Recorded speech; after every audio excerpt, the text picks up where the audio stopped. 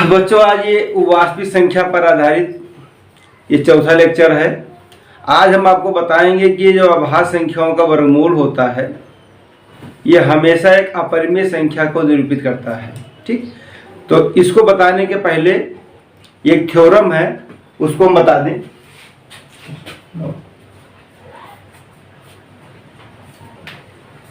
यदि P एक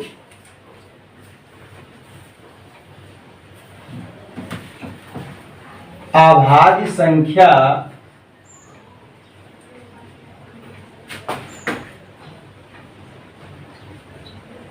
इस प्रकार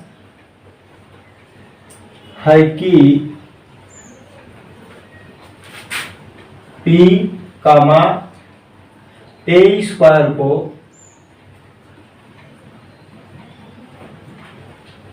विभाजित करता है, जहां ये एक धन पूर्णांक है। ठीक, देयर इम्प्लाइज P ये को भी विभाजित करेगा। मतलब कोई भी एक अभाज्य संख्या इस प्रकार है कि किसी धन पूर्णांकीय वर्ग को विभाजित करता है तो P जो है उस संख्या को भी विभाजित करेगा। इस पे एग्जाम्पल देख लीजिए। जैसे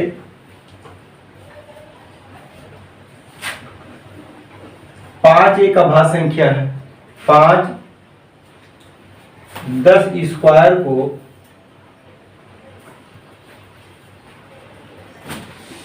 विभाजित करता है। इसका मतलब ये हुआ कि 5, 10 को भी विभाजित करेगा। तो अभाज्य संख्याओं का वर्गमूल एक अपरिमेय संख्या होता है। इसको दिखाने के लिए इस परिमेय का ज्ञात होना भी जरूरी होता है। ठीक, क्या है कि किसी अभाज्य संख्या, मतलब कोई भी अभाज्य संख्या यदि किसी संख्या के वर्ग को विभाजित करती है तो वह अभाज्य संख्या उस संख्या को भी विभाजित करेगी। दूसरी बात है सह अभाज्य संख्या।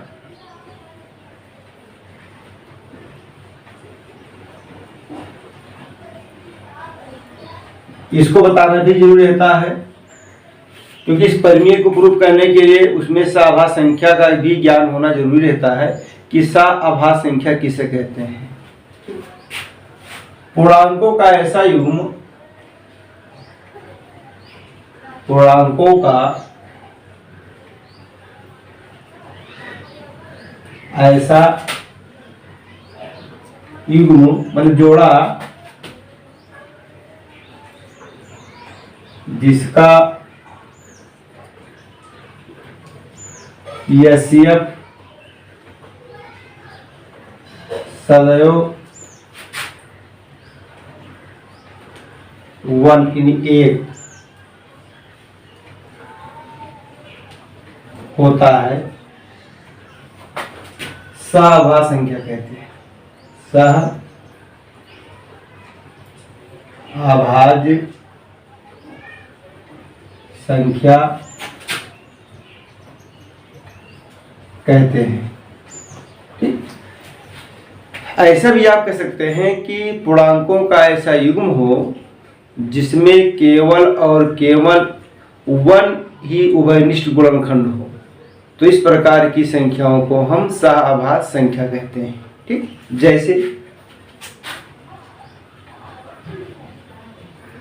जैसे देखो हमने 4 लिखा है और 7, 3 और 10, 7 और देखिए 4 और 7 इसमें कॉमन क्या है, उभयनिष्ठ 1 आएगा। 3 और 10 लिखा है, इसमें भी उभयनिष्ठ 1 है। 7 और 13 लिखा है, इसमें भी उभयनिष्ठ 1 है। तो इस प्रकार की संख्याओं को हम सह-आभाज्य संख्या कहते हैं। इनका जो एचसीएफ है ये भी 1 है, इसका जो एचसीएफ है ये भी 1 है, इसका जो एचसीएफ है ये भी 1 है। मतलब दो पूर्णांकों का एचसीएफ यदि 1 होता है या -1 होता है तो इसको हम सह-आभाज्य संख्या कहते हैं। ये इसलिए -4 लिखा है और -5। देखिए -4 और -5 है तो इसको भी हम सह-आभाज्य संख्या कहते हैं क्योंकि ये भी पूर्णांक है। ठीक, लेकिन परिभाषा में हमने वो नहीं लिख दिया है। यदि आप चाहें तो ऐसा भी कह सकते हैं कि पूर्णांकों का ऐसा योग जिसका एचसीएफ +1 या -1 होता है तो इस प्रकार के पूर्णांकों को हम सह-आभाज्य संख्या कहते हैं। ठीक, तो कभी भी हम सह-आभाज्य संख्या का नाम ले तो समझ जाएंगे इनका जो एचसीएफ है वो 1 है। ठीक, दूसरी बात, पी एक ऐसी अभाज्य संख्या है जो किसी संख्या के वर्ग को विभाजित करती है तो वह अभाज्य संख्या जो है उस संख्या को भी विभाजित करे। देखिए भाई हम एग्जाम्पल लिए हैं, जैसा कि बताए थे अभी कि अभाज्य संख्याओं का जो वर्गमूल होता है वो हमेशा एक अपरिमेय संख्या होती है।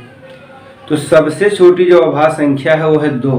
तो 2 का जो वर्गमूल मतलब √2 एक अपरिमेय संख्या है, या हम सिद्ध करेंगे। इसको सिद्ध कीजिए कि √2 एक अपरिमेय संख्या है। अब इसकी शक्ति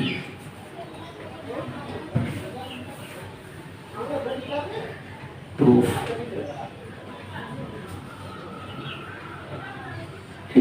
इसका जो प्रूफ होता है मतलब इसकी जो उत्पत्ति होती है ये विरोधाभास से होता है। मतलब कि हमको ये सिद्ध करना है कि एक अपरिमेय संख्या है तो इसको प्रूफ करने के लिए हम मानेंगे नहीं √2 जो है एक परिमेय संख्या है। माना √2 एक परिमेय संख्या है, परिमेय संख्या है। हम जानते हैं जितनी भी परिमेय संख्याएं होती हैं वो सब के सब P/Q के रूप में होती हैं। इसलिए √2 P/Q, जहां P तथा Q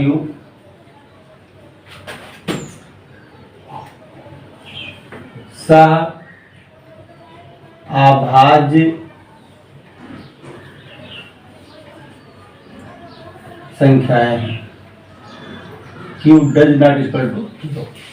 सबसे इंपॉर्टेंट बात ये लिखा, देखिए जहां P तथा Q सह-आभाज्य संख्याएं हैं। सह-आभाज्य संख्या का मतलब हुआ कि P और Q में केवल उभयनिष्ठ गुणनखंड 1 है, बाकी कुछ नहीं है। और Q जो है डज नॉट इक्वल टू 0। ऐसा क्यों? तो Q जो लिखा है डिनोमिनेटर में लिखा है, मतलब हर 0 नहीं होना चाहिए। दोनों पक्षों का वर्ग करने पर, पक्षों का वर्ग करने पर, जब हम वर्ग करेंगे तो ये अगर 2 = P² / Q², दे इम्प्लाइज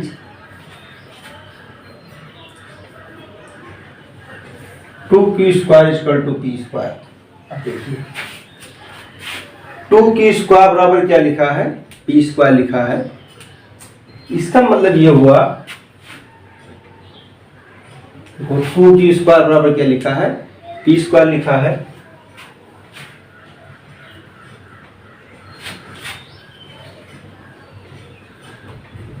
अब आप देखिए 2Q² किसके बराबर है? P² के है। इसका मतलब ये हुआ कि 2P² को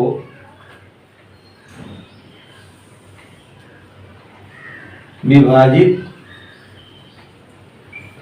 करता है। देन इम्प्लाइज, अब 2 देखिए का अभाज्य संख्या है, P² को विभाजित करता है। इसका मतलब ये हुआ कि जो 2 होगा वो P को भी विभाजित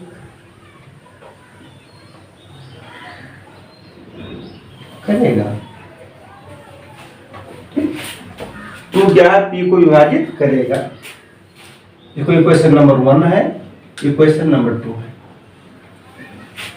टू पी को विभाजित करेगा, तो अब बताइए जो टू है वो कितनी संख्याओं को विभाजित करता है? तो टू बहुत सी संख्याओं को विभाजित करता है, मतलब जितनी भी सम संख्याएं होती है वो सबको टू विभाजित करता है। तो जितनी संख्याएं टू से विभाजित होती हैं उन्हें 2 का गुणज कहा जाता है। जैसे वो 2 होता है, 4 है, 6 है, 8 है, डॉट डॉट। ये सभी संख्याओं को सुविधा के लिए 2m लिखा जाता है, जहाँ m एक धन पूर्णांक है। 2m लिखो या 2k लिखो, 2 का मल्टीपल होता है। तो 2p को विभाजित करता है, इसलिए हम मान ले रहे हैं कि जो p लिखा है इक्वल टू लिखा है 2m। ठीक, p बराबर 2m। क्यों? क्योंकि 2 जो है p को विभाजित करता है, इसका मतलब p बराबर क्या है? 2m। p बराबर 2m समीकरण फर्स्ट में रखने पर, जब हम फर्स्ट में रखेंगे तो क्या मिलेगा? देखिए लिखा है 2q², ये आपको हो जाएगा 4m², that is q², 2m²। यहां से हमको क्या मिलेगा कि 2q² को विभाजित करता है।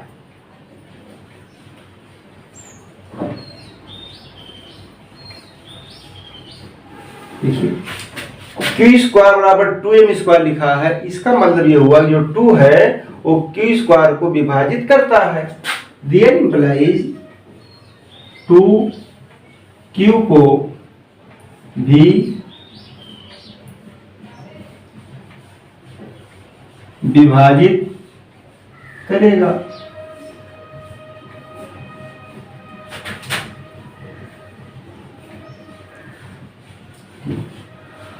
अब देखिए क्वेश्चन नंबर 2 में आपने लिखा था कि 2 जो है p को विभाजित करेगा, और यहां लिखा है 2q को भी विभाजित करेगा। इसका मतलब क्या हुआ? तो शर्त 2 तथा 3 से स्पष्ट है कि p तथा q का एक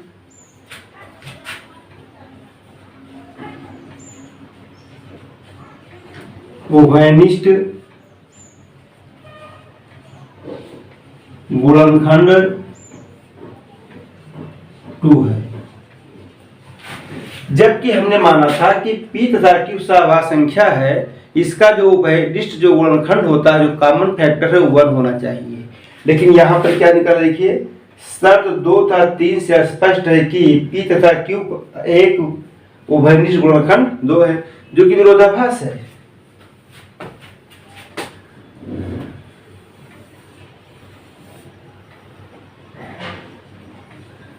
जो कि विरोधाभास है।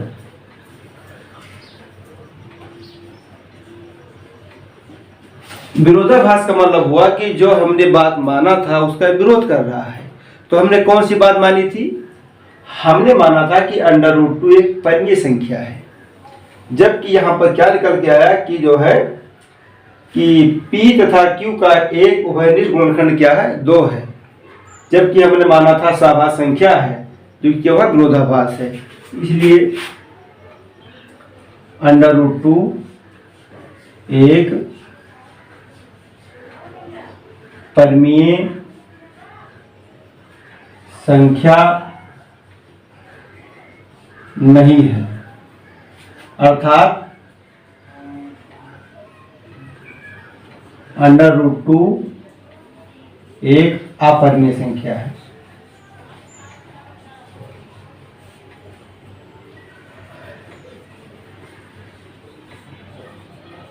ठीक, इसी प्रकार आपको सिद्ध करना है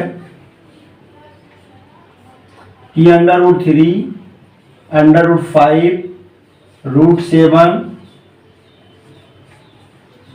एक अपरिमेय संख्या। कैसे देखिए दिखाएंगे √3 को? जैसा मैंने यहां माना है कि माना √2 एक परिमेय संख्या है, इसी प्रकार आप मानेंगे कि √3 एक परिमेय संख्या है। तो जहां जहां 2 लिखा है वहां आपको 3 लिख देना है और इसी को नोट कर देना है।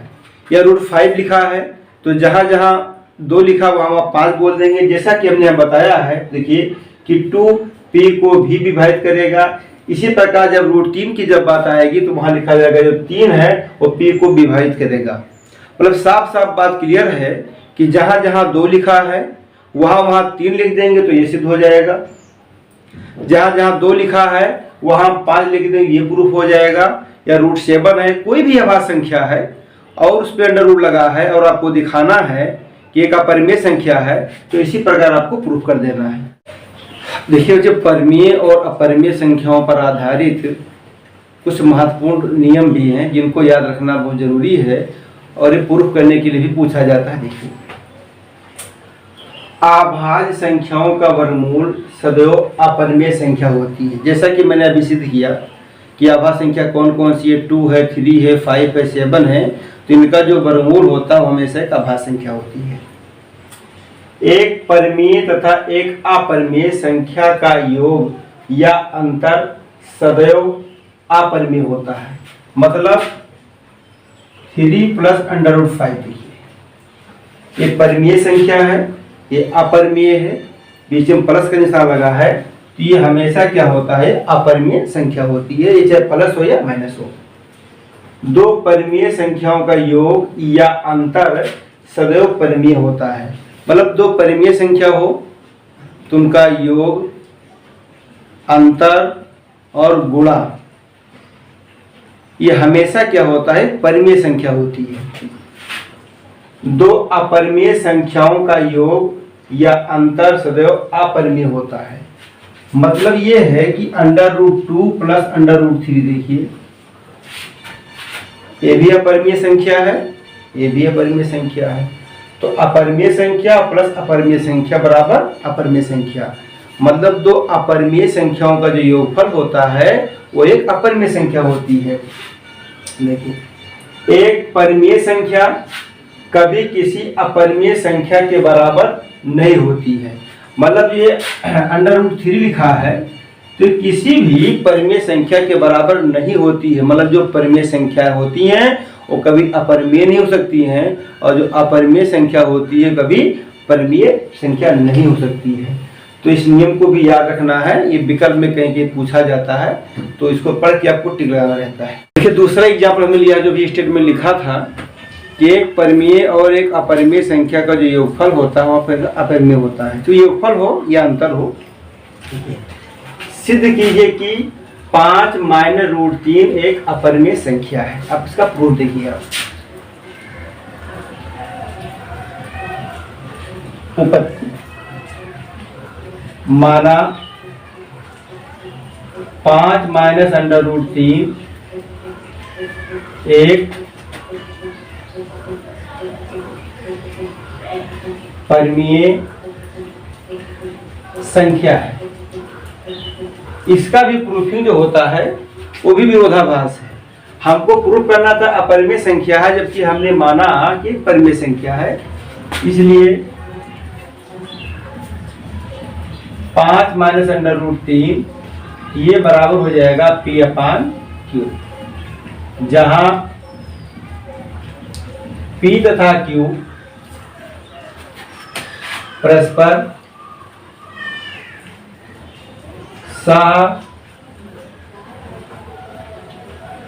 अभाज्य संख्याएं हैं। Q does not equal to 0। ठीक, सभाज्य संख्याएं हैं लेकिन Q का मान जो है 0 नहीं है। ठीक, अब यहां पर देखिए देयर इंप्लाइज लिखा है 5 minus p upon q equal to √3। अब देखिए लिखा है 5 minus p upon q equal to √3 लिखा है। बाएं साइड में लिखा है 5 माइनस पी अपान क्यू और दाहिने साइड में लिखा है √3। देखिए क्योंकि P तथा Q एक पूर्णांक है, इसलिए 5 माइनस पी अपान क्यू एक परिमेय संख्या है, एक परिमेय संख्या है, जबकि √3 एक अपरिमेय संख्या है, अपरिमेय संख्या है। अब आप देखिए बाएं पक्ष में हम बता रहे हैं परिमेय संख्या है और दाहिने साइड में क्या लिखा है, अपरिमेय संख्या है। तो एक परिमेय संख्या जो होती है वो अपरिमेय संख्या के बराबर नहीं होती है। ऐसा हुआ क्यों? यह विरोधाभास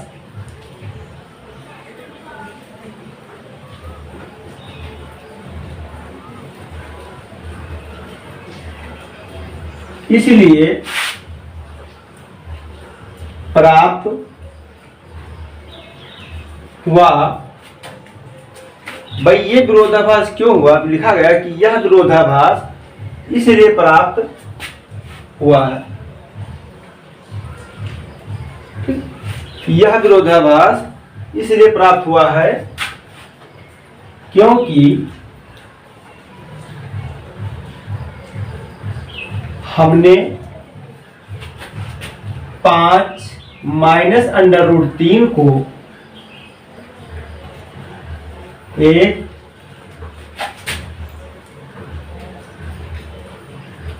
परिमेय संख्या माना था। जब हम 5 माइनस √3 को परिमेय संख्या हमने माना तो हमने क्या सिद्ध कर दिया कि परिमेय संख्या बराबर अपरिमेय संख्या, जो कि गलत है। मतलब जो हमारी बात हो वो सही नहीं है। तो हमारी कौन सी बात सही नहीं है? 5 माइनस √3 एक परिमेय संख्या है, तो इसका मतलब ये हुआ कि इसलिए 5 माइनस √3 एक अपरिमेय संख्या है, अपरिमेय संख्या है। अब इसी आधार पे कुछ आपको स्वयं भी सिद्ध करना है। जैसे नंबर फर्स्ट है 5 प्लस √3, सेकेंड है 6 माइनस √3, 7 प्लस √5। आपको ये दिखाना है ये सभी संख्या कैसी हैं, एक अपरिमेय संख्या है। कैसे दिखाएंगे? जैसा कि हमने यहाँ पर दिखाया है। हम मानेंगे पहले कि ये क्या है, परिमेय संख्या है। तो ऐसा करने के बाद क्या होगा कि बाएं साइड में परिमेय और दाएं साइड में अपरिमेय हो जाएगा, जो कि विरोधाभास है। इसका मतलब जो हमारी बात है वो गलत हो जाएगी। अतः जो हमने माना है उसका हमें उल्टा लिख देना है। तो हम मानेंगे कि परिमेय संख्या जो गलत हो जाएगा, मतलब क्या वो अपरिमेय संख्या है। तो जैसे हमने इसको सिद्ध किया है वैसे आपको ये लगा लेना, आपके परीक्षा में पूछे गए सवाल है। तीसरा एग्जाम्पल ले लिया है कि सिद्ध कीजिए कि √3 प्लस √2 एक अपरिमेय संख्या है। देखिए इसका प्रूफ ऊपर 30 का।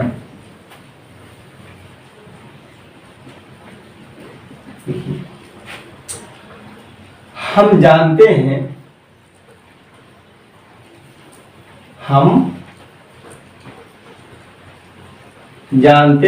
कि 2 तथा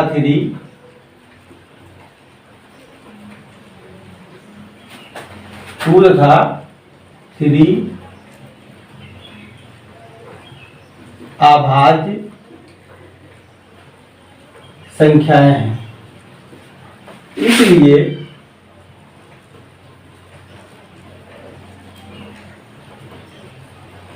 इनका वर्गमूल √2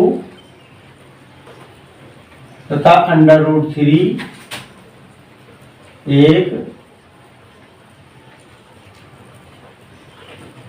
अपरिमेय संख्या है। 2 और 3 जो है आभास संख्याएं हैं, जिनका जो वर्गमूल होगा वो क्या होगा, अपरिमेय संख्या होगी। तथा जबकि 2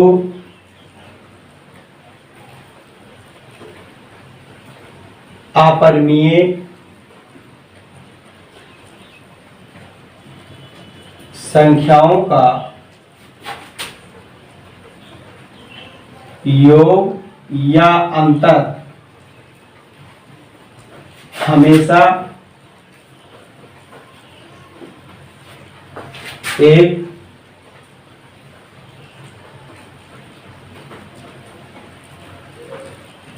अपरिमेय संख्या होती है। इसलिए √3 प्लस √2 एक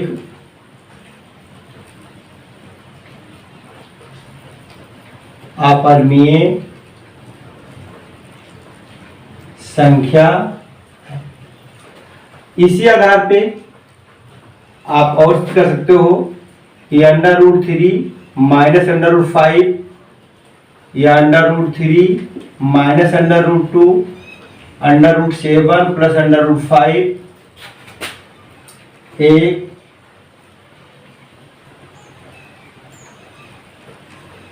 अपरिमेय संख्या। अब देखिए यहाँ पर हमने बता दिया कि 2 और 3 अभाज्य संख्या है और अभाज्य संख्याओं का जो वर्गमूल होता है वो अपरिमेय संख्या होता है। हमने सिद्ध भी किया कि √2 एक अपरिमेय संख्या है। इसी प्रकार √3 भी एक अपरिमेय संख्या है। तो 2 अपरिमेय संख्याओं का जो सम होता है वो अपरिमेय होता है। तो इस आधार पे √3 प्लस √2 क्या है, एक अपरिमेय संख्या है। इसी आधार पर जैसे हमने इसको दिखाया है, आप इसको भी बता सकते हो कि भी अभाज्य संख्या है, वर्गमूल है, तो इसका अंतर हो या योग हो हमेशा एक अभाज्य संख्या होती है। तो इस तरह से आपका चौथा लेक्चर पूरा हो गया।